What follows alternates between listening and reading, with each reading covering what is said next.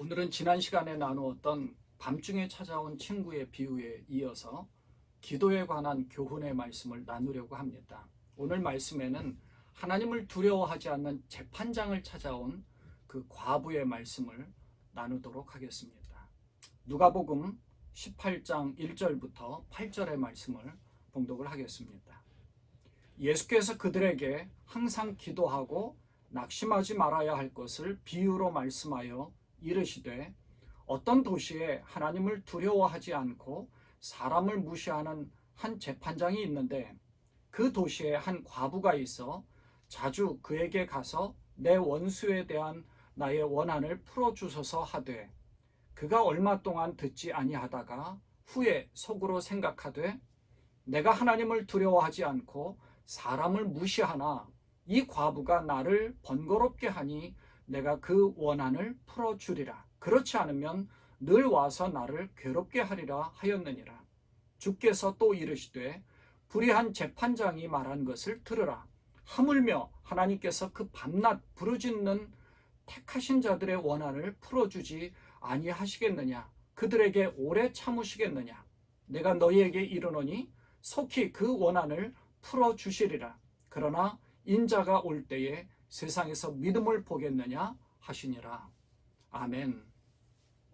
지난주에 밤중에 찾아온 친구에 대한 비유를 통해서 예수님은 주기도문을 알려주셨습니다. 그리고 그 주기도를 알려주신 후에 낙심하지 말고 끝까지 기도하면 신실하신 하나님은 반드시 그 요청에 대해 응답해 주신다는 사실을 우리에게 가르쳐 주신 것을 말씀을 우리가 나누었습니다.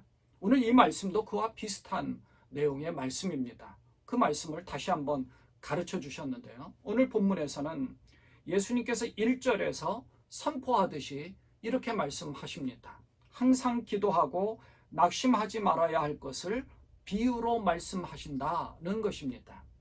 항상 기도해야 되고, 기도할 때마다 아직도 응답되지 않는다고 해서 낙심하지 말라는 것이죠. 본문에는 두 사람이 등장합니다. 한 명은 하나님을 두려워하지 않을 뿐만 아니라 사람을 무시하는 재판장입니다. 또 한 명은 이 재판장에게 소송을 요청한 과부입니다. 6절에서는 이 재판장을 불의한 재판장이라고 언급을 하죠. 반면에 이 과부는 불의한 재판장, 권세가 있고 모든 권한을 쥐고 있는 사람에 비해서는 한 과부는 굉장히 연약한 자입니다.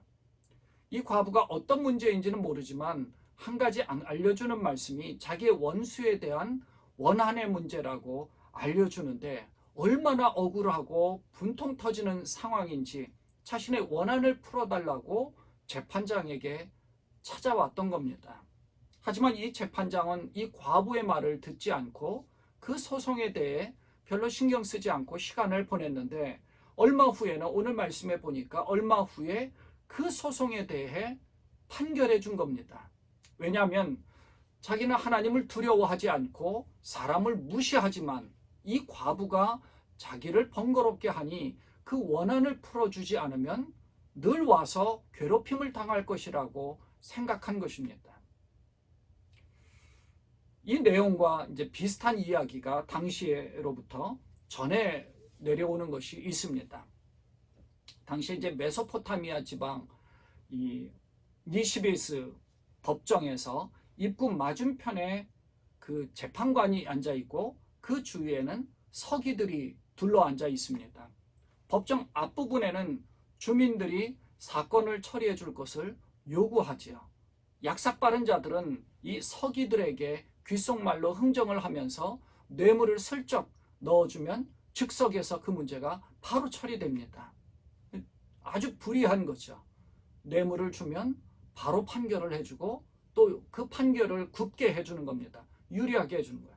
그런데 반대편에 한 가난한 여인이 있었는데, 이 여인은 공정하게 처리해 줄 것을 요청합니다. 그래서 사건을 공정하게 그리고 질서 있게 순서대로 처리해달라고 소리치고 있는 거죠. 재판 절차가 가끔 중단이 됩니다. 이 여인이 소리 지르는 것 때문에. 그래서 이 여인에게 조용하라고 엄명을 하죠.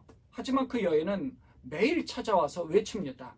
재판관이 자기 말에 귀 기울일 때까지 오겠다고 말하는 소리에 참다 못해서 이 재판관이 저 여인은 무엇을 원하느냐라고 물어봅니다.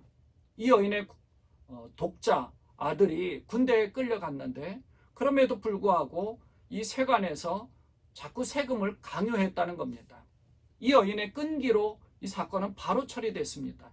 만일 이 여인이 서기에게 뇌물로 줄 돈을 갖고 있었더라면 아마 이 여인은 훨씬 빨리 승소했을 것이라는 그런 내용입니다. 오늘의 말씀과 비슷한 내용이죠. 예수님은 이 불의한 재판장의 이 비유와 비슷한 내용으로 이 말씀을 우리에게 가르쳐 주셨는데 전에 내려온 이 내용과 비슷한 거죠. 여인과 재판관이 등장하고요. 법정에서의 불의가 난무합니다. 여인의 끈기와 결국 재판관이 굴복한다는 내용이 나오죠. 마찬가지입니다. 과부와 재판장이 등장하고요. 이 재판장은 아주 불의한 재판장이었습니다.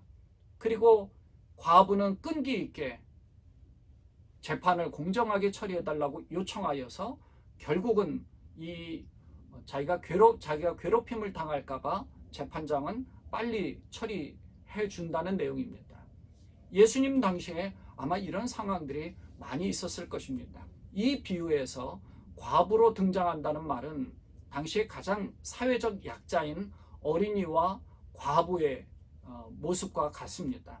여자들의 사회적 활동이 제약되어져 있던 그런 상황에 남편이 없는 과부의 경우에는 아무런 일도 할 수가 없는 그런 상황이었으니까요. 이런 상황에 원수에 대한 원한, 곧 과부의 권리에 대한 문제가 대두된 겁니다. 과부는 할 수 있는 방법이라고는 아무것도 없었습니다. 사회적인 활동을 할 수 있는 것도 아니었기 때문에. 그래서 재판장을 찾아가서 자기의 권리를 찾아달라고 요청한 겁니다. 그 일 외에는 할 수 있는 일이 없죠. 그래서 재판장을 찾아가서 원한을 풀어달라고 하는데 이 재판장은 뇌물을 받지 않아서인지 이 과부의 권리에 대해서 별로 관심이 없었습니다. 하나님을 두려워하지 않고 사람을 무시하는 아주 불의한 재판장이었습니다. 그런 재판장에게 할 수 있는 방법이라고는 자주 찾아가서 공정한 재판을 해달라고 요청하는 수밖에 없었습니다. 문을 두드리는 수밖에 없었던 거죠. 하나님을 두려워하지 않고 사람도 무시하던 이 불의한 재판장은 이 과부가 계속해서 요청하는 것으로 인해 결국은 그 요청대로 원한을 풀어주게 됩니다. 그때 예수님은 이런 말씀을 하십니다. 불의한 재판장이 말한 것을 들으라. 하물며 하나님께서 그 밤낮 부르짖는 택하신 자들의 원한을 풀어주지 아니하시겠느냐? 그들에게 오래 참으시겠느냐? 내가 너희에게 이르노니 속히 그 원한을 풀어주시리라. 이렇게 불의한 재판장조차도 과부의 소원을 들어주셨다면 우리를 사랑하셔서 선택하신 하나님 아버지는 얼마나 우리의 기도를 더 많이 들어주시겠습니까?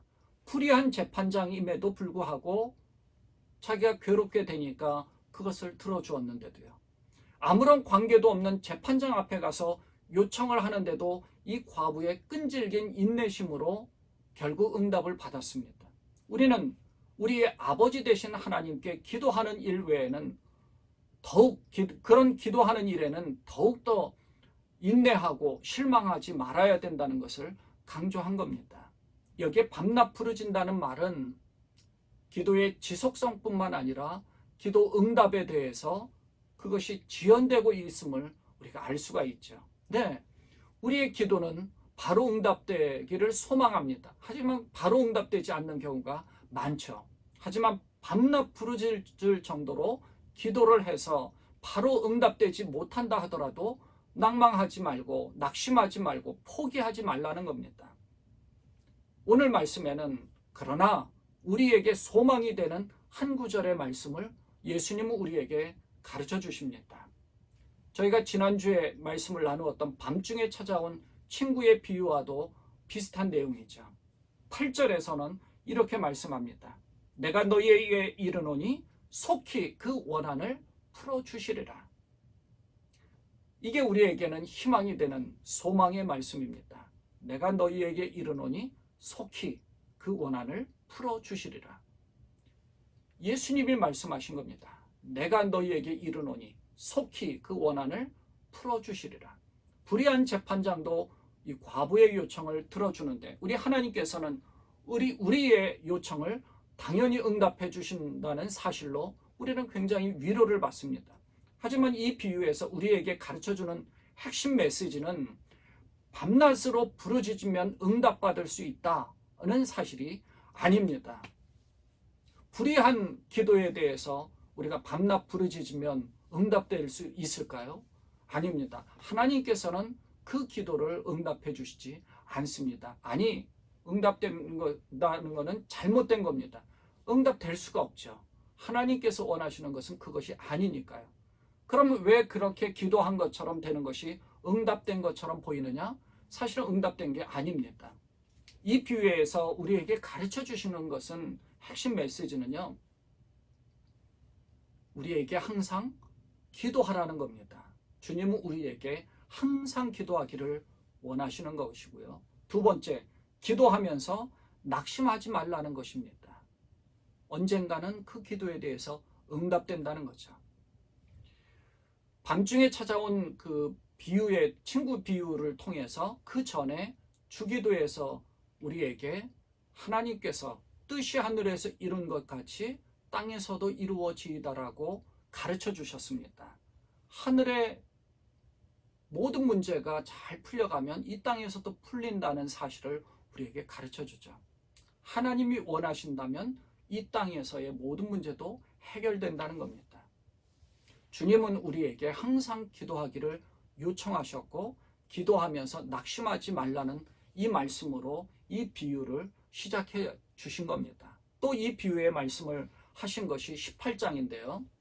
이 비유의 말씀을 하시려고 하신 그 이유를 바로 전장인 17장의 말씀을 통해서 우리가 알 수 있습니다. 17장에서는요, 종말의 때에 대한 말씀을 우리가 볼 수 있습니다. 17장 20절에서 바리새인들이 예수님에게 질문한 것이 나오는데요. 예수님은 이렇게 답변하셨어요. 바리새인들이 하나님의 나라가 어느 때에 임하나이까 묻거늘 예수께서 대답하여 이르시되 하나님의 나라는 볼 수 있게 임하는 것이 아니요 또 여기 있다 저기 있다고도 못하리니 하나님의 나라는 너희 안에 있느니라. 그런 후에 종말의 때에 말씀하시는데 노아의 때도 그렇고 롯의 때, 멸망당한 때를 말씀을 하십니다. 그 이후에 한 사람은 데려가고 한 사람은 남겨지게 된다는 말씀을 하십니다.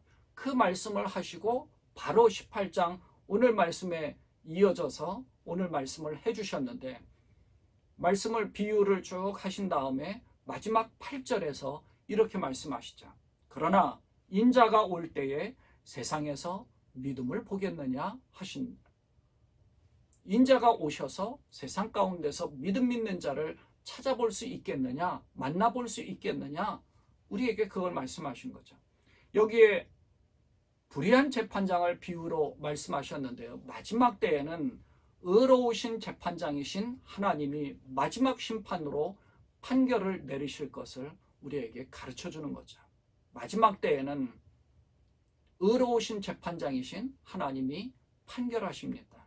그러니까 이 종말의 때에 모든 믿는 자들이 주님의 재림에 대한 소망을 포기하지 말고 끝까지 주님의 나라가 임하여질 때까지 기도하도록 권면해 주시는 말씀을 우리에게 주신 것이죠. 그리고 이 비유의 말씀에 이어서 바로 다음 구절에서는 바리새인의 기도와 세리의 기도를 비교해서 비유로 말씀해 주셨습니다. 이 말씀을 하시면서 율법을 지키고 금식을 하면서 자랑스럽게 헌신하고 있다는 것을 보여주는, 남들 앞에서 허세를 부리는 바리새인보다는 가슴을 치며 하나님 앞에 불쌍히 여겨달라고 죄인으로서의 고백을 하고 있는 이 세리가 하나님 앞에 더 의롭다 하심을 받았다는 말씀을 해주신 겁니다.